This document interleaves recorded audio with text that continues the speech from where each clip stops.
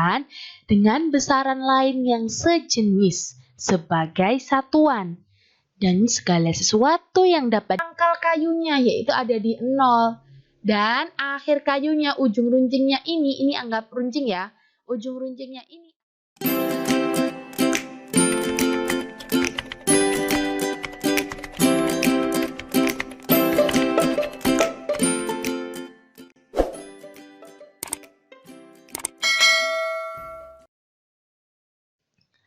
Jangka sorong, alat ukur panjang yang kedua. Di sini ada bagian-bagian dari jangka sorong. Perhatikan ya, ini merupakan gambar jangka sorong dengan bagian-bagiannya. Ada rahang tetap bawah, ada rahang geser bawah, ada rahang tetap atas, ada rahang geser atas. Ini ada tempat benda yang diukur ya. Jadi perhatikan kursor ini merupakan tempat benda yang diukur. Jadi kalau kalian mau mengukur sebuah benda, jadi dijepit di sini di antara rahang tetap dan juga rahang tetap bawah dan juga rahang geser bawah. Jadi dijepit di sini ya, seperti ini sedang mengukur paku atau baut ini ya. Jadi dijepret di sini. Terus ada dua skala, ada skala nonius yang bawah yang ada di rahang geser bawah dan juga ada skala utama yang terdapat di seperti yang kayak penggaris ini ya. Kemudian ada pengunci, gunanya apa? Agar si benda yang tadi kita jepit di sini tidak geser-geser, gitu ya. Terus ini, ada gurat ukur kedalaman. Jadi jangka sorong itu bukan hanya digunakan untuk mengukur sebuah panjang atau sebuah ketebalan, bisa juga untuk mengukur kedalaman. Ini ya, jadi ini bisa ditarik ke bawah. Kalau ini ditarik ke bawah mengukur kedalaman, maka si rahang geser ini akan bergerak. Jadi nanti ini yang menunjukkan berapa skalanya. Seperti itu ya. Jadi jangka sorong merupakan sebuah alat ukur yang memiliki berbagai kegunaan. Berbagai kegunaan tersebut antara lain mengukur panjang, kedalaman, bahkan diameter dalam sebuah benda. Kelebihannya, jangka sorong memiliki tingkat akurasi pengukuran yang lebih tinggi dibandingkan dengan mistar. Jadi akurasinya lebih tinggi nih jangka sorong, lebih teliti. Ralat pembacaan jangka sorong ini kurang lebih 0,05 mm, yang mana 10 kali lebih akurat dibandingkan dengan mistar. Jadi 10 kali lebih teliti dibandingkan mistar, gitu ya. Terus cara bacanya gimana ini? Cara baca kalau kita sedang mengukur benda. Nah, di sini Cetapedia sudah menuliskan cara membaca jangka sorong. Cara membaca jangka sorong. Yang pertama, pada jangka sorong terdapat dua skala. Tadi ya, skala utama dan juga skala nonius. Skala utama bernilai cm. Skala nonius bernilai 1/10 mm atau 0,1 mm. Kalau didesimalkan jadi 0,1 mm. Atau 0,01 cm. Jadi ini merupakan tingkat ketelitian dari jangka sorong itu sendiri, yaitu 0,1 mm atau 0,01 cm. Kemudian lihat angka 0 pada skala nonius. Garis pada skala utama yang berada tepat di belakang 0 pada skala nonius adalah nilai ukur skala utamanya.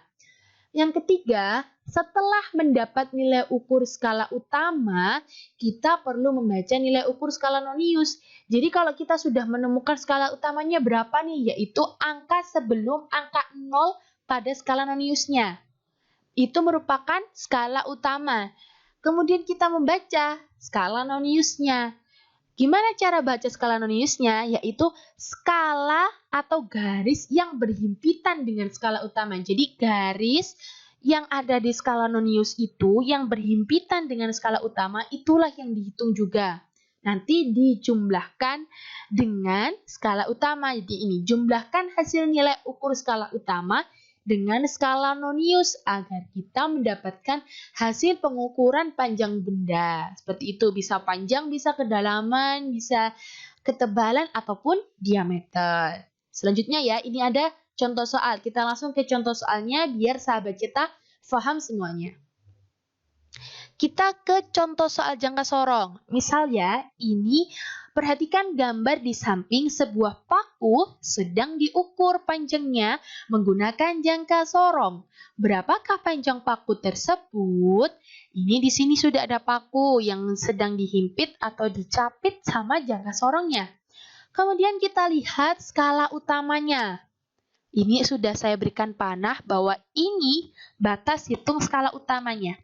Kenapa? Karena garis yang ditunjuk anak panah ini, yaitu terletak sebelum angka 0 pada garis atau pada skala nonius.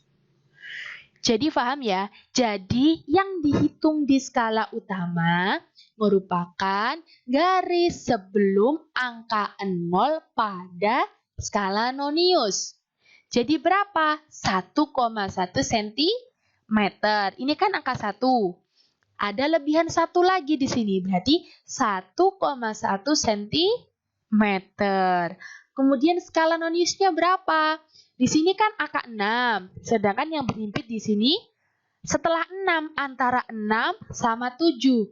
Berarti di sini 0,5 dong. 6 ini kan 0,6. Tadi kan skala noniusnya itu, tingkat ketelitiannya itu 0,1 mm. Berarti kalau 6 ya 0,6 mm. Kalau ada lebihannya setengah berarti 0,65 mm. Jadi cari yang berhimpit. Nah, ini yang berhimpit ya, yang saya berikan tanda panah warna biru. Ini nilainya 0,65 mm dikali 0,1 cm. Kenapa kok dikali 0,1 cm?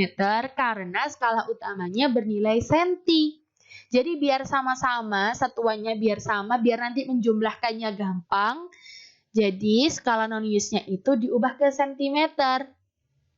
Milimeter ke cm naik 1, berarti dibagi 10 atau dikali 0,1. Berarti 0,65 mm dikali 0,1 cm sama dengan 0,065 cm. Ditanya panjang paku, berarti panjang paku sama dengan skala utama ditambah skala nonius. 1,1 cm ditambah 0,065 cm sama dengan 1,165 cm. Bagaimana? Mudah kan?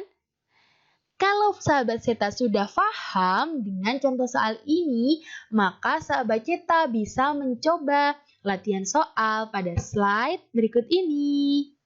Nah, coba sahabat Zeta kerjakan ya contoh soal yang ada atau latihan soal yang ada di layar ini. Nanti sahabat Zeta tulis jawabannya di kolom komentar ya. Kira-kira paham atau masih belum paham nih? Sudah paham dong pastinya ya. Jadi kalau misalnya lupa tinggal di playback video sebelumnya. Jadi penjelasan saya sebelumnya bisa diperhatikan kembali, diulang-ulang terus supaya paham gitu ya. Alat ukur selanjutnya ada mikrometer skrup. Mikrometer skrup ini alat ukur yang tingkat ketelitiannya lebih tinggi daripada jangka sorong dan lebih tinggi lagi daripada mistar tentunya ya. Jadi di sini ada ini yang namanya bagian-bagiannya, ada rangkanya, ada ruang ukur tetap. Jadi kalau tadi di jangka sorong ada rahang tetap, kalau ini ruang ukur tetap. Ada ruang ukur gerak. Di sini tempatnya bendanya nih, di sini sela-selanya nih. Jadi dicepit juga, gitu ya. Ada pengunci atau kunci penyetel di sini yang membuat si benda biar tidak bergerak, biar pas gitu ya. Terus ini ada skala tetap dengan silinder tetap. Di sini juga ada skala tetap. Kalau di jangka sorong namanya skala utama, di sini namanya skala tetap gitu ya. Terus ini yang agak kayak tabung nih namanya skala putar dengan silinder putarnya. Ini ada gigi putarnya, jadi ini bisa diputar-putar sesuai besar kecilnya si benda tersebut gitu ya. Ini ya, mikrometer skrup dapat mengukur hingga ketelitian 0,01 mm. Jadi tingkat ketelitian mikrometer skrup itu 0,01 Kalau jangka sorong 0,1 mm, kalau mikrometer skrup 0,01 mm.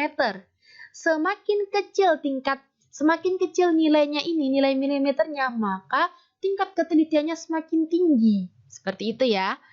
Namun, jangkauan panjang pengukuran yang dapat dilakukan sangat terbatas. Jadi, mikrometer skrup ini hanya bisa mengukur beberapa benda-benda saja, tidak seperti jangka sorong. Itu merupakan kelebihan dan juga kekurangan dari mikrometer skrup. Kemudian bagaimana cara bacanya? Kita lanjut ini ya. Cara membaca mikrometer skrup. Yang pertama, silahkan letakkan mikrometer skrup satu arah sehingga bisa dilihat dengan jelas. Jadi kalau mau ngukur jangan sambil tiduran, jangan sambil lari-lari ya. Jadi harus fokus gitu ya. Kemudian baca skala utama dari mikrometer skrup tersebut. Di bagian atas garis menunjukkan angka bulat milimeter seperti 1 mm dan seterusnya. Sedangkan pada garis skala bawah menunjukkan 0,5 mm. Selanjutnya baca skala nonius atau skala putarnya, yaitu garis yang berada tepat segaris. Jadi kalau jangka sorong tadi berhimpit, kalau ini segaris ya, sama aja sih sebenarnya, dengan garis pembagi pada skala utama. Kemudian jumlahkan, jadi skala utama dijumlahkan dengan skala nonius, gitu ya. Langsung kita ke contoh soal supaya sahabat kita jauh lebih paham. Contoh soal mikrometer skrup. Dari gambar di samping, garis skala atas menunjukkan angka 5 mm. Jadi ini ya, ini 5 mm. Ini. Kemudian ini 0,5. Jumlahkan kedua hasil di atas, maka skala utama pada mikrometer di atas menunjukkan angka 5,5 mm. Jadi ini merupakan skala utama atau skala atas, yaitu 5,5. Semisal ini kok diteruskan, diputar terus ke sini, maka ini bisa 5. Ini selanjutnya ada 6, 7, 8, 9, 10, seperti itu ya, setelahnya angka 5. Jadi yang dihitung adalah yang pas ini. Sebelumnya si skala putarnya, jadi 5,5 ini. Gitu ya, kenapa kok nggak 0,5-nya aja? Nggak bisa, karena 0,5 ini miliknya si 5. Jadi 5,5. Kayak tadi yang di jangka sorong 1,1 seperti itu ya. Ini 5,5. Kemudian skala nonius menunjukkan angka 30. Jadi ini 30. Kenapa kok yang dipilih 30? Kok nggak 25, nggak 35? Karena 30 yang berhimpit dengan garis lurus di skala utama. Ini ya, ini yang berhimpit. 30. Angka 30 ini dikalikan dengan tingkat ketelitian si mikrometer skrup, yaitu 0,01 mm. Jadi 30-nya dikalikan 0,01 mm, sehingga skala noniusnya menunjukkan 0,3 mm. Kemudian diapakan lagi? Dijumlahkan dong. Skala utama tadi kan 5,5, ini ya, 5,5. Kemudian ditambahkan, dijumlahkan dengan skala nonius 0,3. Hasilnya 5,8 mm. Sampai di sini paham ya sahabat cetak? Tenang, bukan hanya jangka sorong saja yang ada latihan soalnya, mikrometer skrup juga ada. Nah, ini merupakan latihan soal dari mikrometer skrup. Bisa dilihat di sini ya. Ini sudah jelas ada skala utama, ada skala noniusnya. Jangan lupa dicari yang berhimpit, yang skala utamanya ya. Cari yang berhimpit dengan garis lurus yang ada di skala utama, gitu ya. Jadi, sahabat cetak bisa menuliskan jawaban dari latihan-latihan soal yang ada di video berikut di kolom komentar bawah. Jangan lupa untuk terus belajar ya. Jika ada yang belum paham, silahkan diulang-ulang lagi videonya. Gitu ya. Oke sahabat cetak, sekian dulu video mengenai pengukuran. Jangan lupa untuk klik tombol subscribe dan juga nyalakan tombol notifikasinya. Dan juga jangan lupa untuk klik tombol like dan share ke teman-temannya ya, agar video-video yang dibuat oleh Cetapedia bisa bermanfaat bagi teman-teman semuanya. Terima kasih, jangan lupa untuk terus semangat belajar. Sampai jumpa di video Sahabat Cetak selanjutnya. Terima kasih.